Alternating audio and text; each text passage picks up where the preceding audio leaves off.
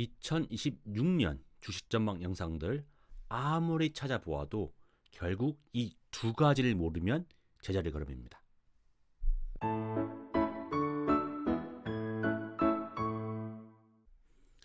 안녕하십니까? 심연우 부자입니다. 어느덧 연말이죠. 이제 이맘때면 유튜브나 기사에서 가장 많이 보이는 키워드 바로 2026년 전망이죠. 그런데 여러분, 저도 이제 방송을 이제 2년 넘게 하다 보니까 재미난 것을 하나 알게 됐습니다. 지금 2026년을 전망하는 분들이 작년에 어떤 전망을 했는지, 어떤 종목을 추천했는지 기억이 나거든요. 2025년을 실제로 겪어보면서 돌이켜보면 맞은 게 별로 없었던 것 같아요. 그런데도 지금 영상에서 내가 이렇게 맞췄고 내 예상대로 됐고 올해는 이렇게 된다, 이렇게 하시는 분들이 많이 보입니다. 이걸 보면서 이거 시청자분들이 저런 확신에 찬 말만 믿고 투자하다가 이거 계좌가 좀 위험해질 수 있겠네, 이런 생각이 들었습니다. 그래서 오늘은 전망 영상을 들을 때 반드시 유의해야 될 점, 이렇게 두 가지만 짚어드리려고 합니다. 짧은 시간이지만 2026년 여러분의 계좌를 안전하게 지키는데 분명히 도움이 되는 영상이라고 생각합니다. 그럼 시작하겠습니다. 자, 첫 번째로 내러티브를 너무 믿지 말라입니다. 내러티브라고 하면 단순히 지어낸 이야기 정도로 들릴 수 있는데, 주식시장에서 내러티브는 훨씬 더 힘이 세죠. 바로 시장이 설명하는 강력한 논리 구조, 즉 시장의 컨센서스 그 자체라 생각하시면 되겠습니다.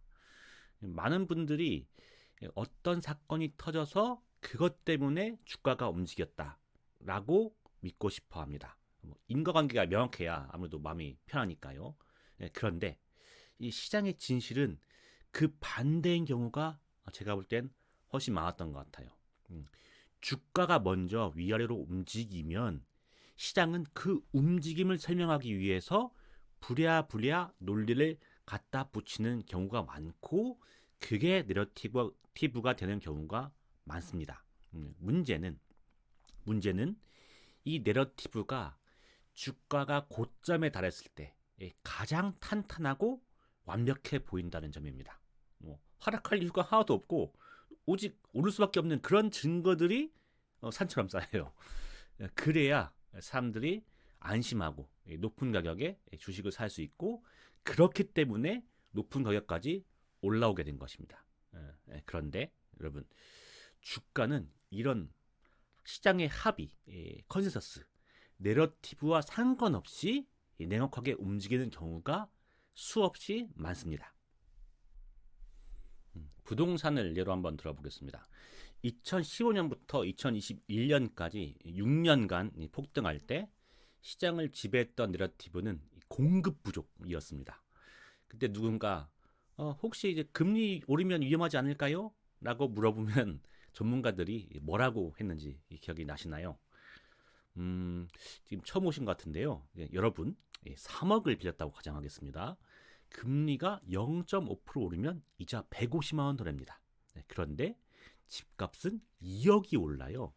당신이라면 150만 원 아까워서 2억 오르는 집을 안 살 건가요? 명심하세요.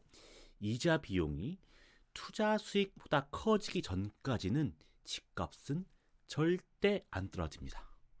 자, 이런 논리라고 하면은 이 논리를 지금에서도 반박할 수 있으시겠어요? 저는 지금 들어도 반박하기 어려울 것 같습니다. 더군다나 당시 분위기에서는 더더욱 불가능했습니다. 그런데 결과는 어떻게 됐죠? 2022년 금리가 가파르게 오르자 그 탄탄했던 논리는 순식간에 무너졌고, 집값은 박살이 났죠. 그러자 이제 공급이 제일 중요하다, 이런 내러티브는 사라지고 이제는 금리 앞에 장사 없다, 역시 금리가 제일 중요하다, 또 다른 내러티브가 형성이 됐습니다. 그러면 같은 논리로 코스피를 봐보겠습니다. 자, 차트를 보면요, 요게 지금 현재 코스피의 모습입니다. 코스피가 앞으로 어떤 모습을 그릴지 살펴보는 문제라 생각해 보겠습니다. 자, 머릿속에 이제 내러티브, 컨센서스 이런 거 다 지우고 오로지 차트만 보겠습니다.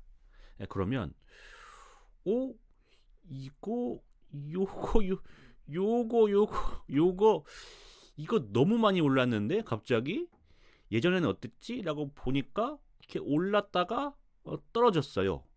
그러면 이번에 너무 많이 올랐는데 이게 떨어지는 거 아닐까라고 생각이 들 수 있어요. 그런데 여기서 그 내러티브를 끼얹어 보겠습니다. 자, 내러티브는 이런 것들이죠. AI 시대가 왔고 우리 반도체 실적은 2배로 뛸 거야. 반도체 엄청 팔릴 거야. 그리고 정부가 상법 개정도 하고 돈까지 푼대. 뭐든 해서든 어떻게든 코스피 띄운대. 이건 정부의 약속이야. 그리고 한국 주식은 여전히 저평가다. 모든 사람들이 다 저평가래. 이런 내러티브가 현재 있죠. 이 내러티브를 얹어보면 그래? 어떻게든 정부가 돈을 풀어서라도 살린다고? 그리고 실적도 엄청 좋을 거라고? 그리고 여전히 저평가라고? 그러면 요게 아니라 이 상태로 쭉 올라가는 거 아닐까? 라고 생각할 수 있죠. 어떠신가요? 이제 내러티브까지 얹어 보니까 이제 떨어지지 않고 더 오를 거란 생각이 더 많이 들게 됩니다. 제가 코스피 떨어진다고 예측하는 게 아니에요. 내러티브는 특정한 방향성에 대한 생각을 강화시킵니다. 논리상 100% 수밖에 없어. 이거는 아무리 생각하고 아무리 상황의 수를 가정하고 해도 이거는 오를 수밖에 없어. 이렇게까지 내러티브가 강하게 되면 예상과 다른 경우에 대한 대비가 소홀해집니다. 발생하지 않으니까 거의 그걸 대비할 필요도 없지 않습니까? 그런데 말씀드렸듯이 주가는 내러티브대로 움직이지 않는 경우도 많았다는 겁니다. 본인의 논리로 아무리 확실해 보이는 경우가 있어도 시장은 그 이야기, 그 내러티브와 정반대로 움직일 수도 있다는 것을 명심해야 된다는 것입니다. 지나친 확신이 여러분의 전 재산을 올인하게 만들고 결국 그게 큰 독이 될 수가 있습니다. 두 번째, 투자 시장에 마법사는 없습니다. 아주 예전에 이제 초능력자는 없다라는 프로그램이 방송된 적이 있었어요. 여기 나온 요 분인데요. 이제 마술사 제임스 랜디가 제안했던 프로젝트였죠. 내 앞에서 진짜로 초능력을 증명하는 사람에게는 100만 달러를 주겠다라고 선언했습니다. 내지력자, 전기인간, 자석인간, 수많은 도전자가 왔지만 성공한 사람이 없었죠. 전부 교묘한 속임수였습니다. 제임스 랜디가 이 프로젝트를 끝내면서 남긴 말이 이제 제 마음속에 깊이 남았습니다. 마술사와 마법사는 다르다. 마술사는 기술로 즐거움을 주지만 마법사는 그 기술이 실제 자신의 초능력이라고 믿게 만들어서 남의 돈을 갈취한다. 우리는 그 사기를 막아야 한다. 나는 그러한 사기를 막기 위해서 이 프로젝트를 기획했다. 주식시장도 똑같습니다. 워런 버핏이나 켄 피셔 이런 대가들도 타이밍을 맞추는 것은 불가능하다라고 고백을 합니다. 그분들은 시장의 원리를 다루는 마술사인 거죠. 그런데 요즘 보면 나는 언제 오르고 언제 떨어질지를 정확히 안다 라고 말하는 마법사들이 너무 많아요.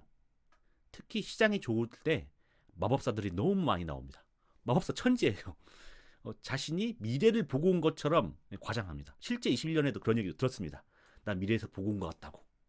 나만 믿고 강의를 들어라. 이 종목에 풀베팅해라. 라고 유혹하죠. 마법사가 설명하는 내러티브는 어마어마합니다.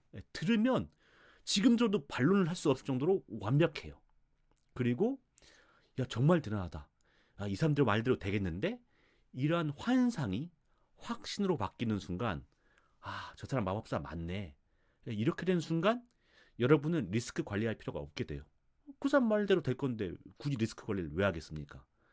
그래서 풀베팅을 하게 되죠.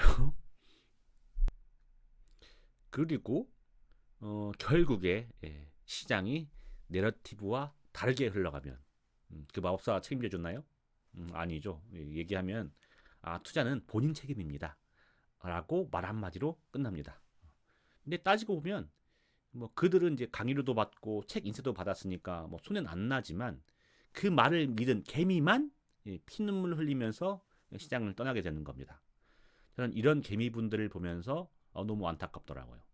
차분하게 원칙만 지키면 예금보다 훨씬 나은 수익을 조금씩 낼 수 있는데 하필 주식 투자 초창기에 이런 마법사들 만나서 이 바닥을 뛰게 되니까 계속 이 바닥에 남아 있었으면은 이 사람들이 벌을 수 있는 그 기회 비용 이것 날아가는 것들이 너무 아깝더라고요.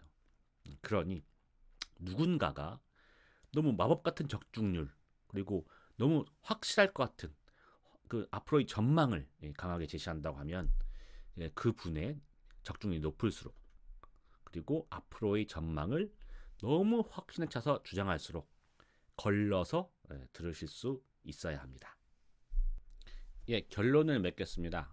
사실 전망을 맞추느냐 틀리느냐는 중요하지 않습니다.